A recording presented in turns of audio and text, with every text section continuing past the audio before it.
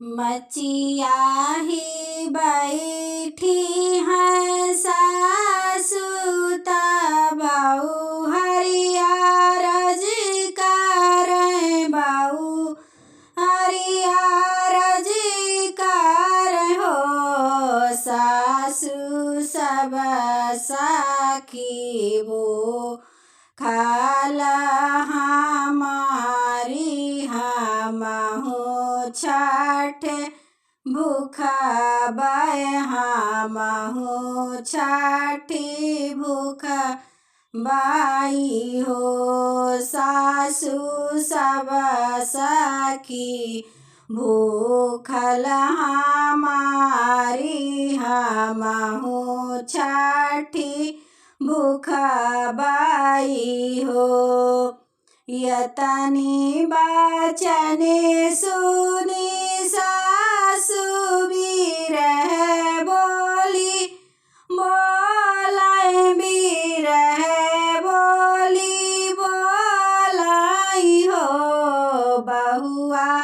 जे करे न गोदी लालन वाऊ है छठ भूखाई हो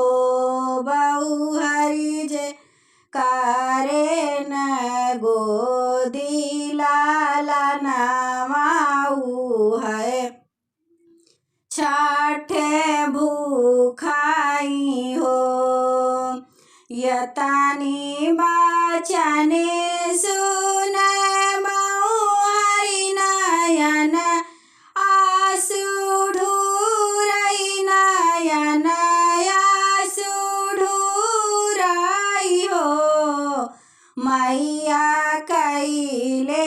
मैं कामन कसूर में हनवा हमका सुनाई ताना हमका सुनाई हो मैया कैले मैं कामन का सुरवा में हनवा हमका सुनाई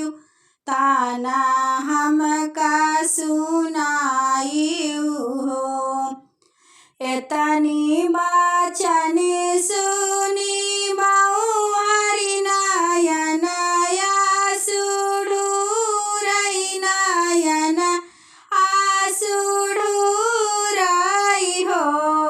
मैया कैले हम कामन कसूर में हनवा हमका सुनाई हो भोर भाए आंगनवा बहु हरि जली पावई सागरा वाखनाई बाई हो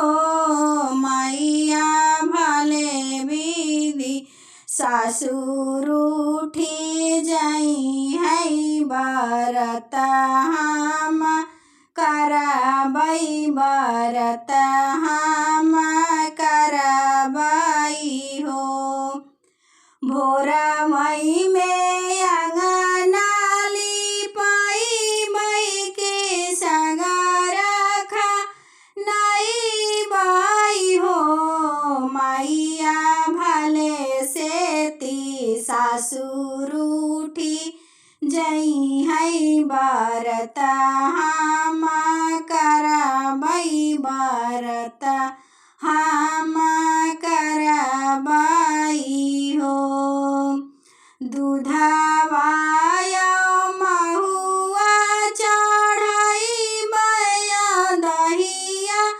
चढ़ाई बई चुनरिया ओढ़ाई बाई हो सखिया दियाना के दीपक जलाई बै छठी माई कै मानई बाई हो मैया सारी रात दियाना जलाई बै तो के मानई बाई हो। भरपूरा धन दौलतिया सुघर बा संगतिया सुघर बा संगतिया हो मैया नाही जलय कुला काई ज्योतिया त सगार्यो आन्हार भाए हो मैया नाही जलय कुला काई ज्योतिया त सगार्यो आन्हार लागई हो 8 महीनवा के बीतत तनवा के लागत तनवा के लागत हो बहिनी बाझिनी के जनमे लालनवा महल हुई सोहर महल हुई सोहर हो सखिया बाझिनी के जनमे होरिलवा महल हुई सोहर महल हुई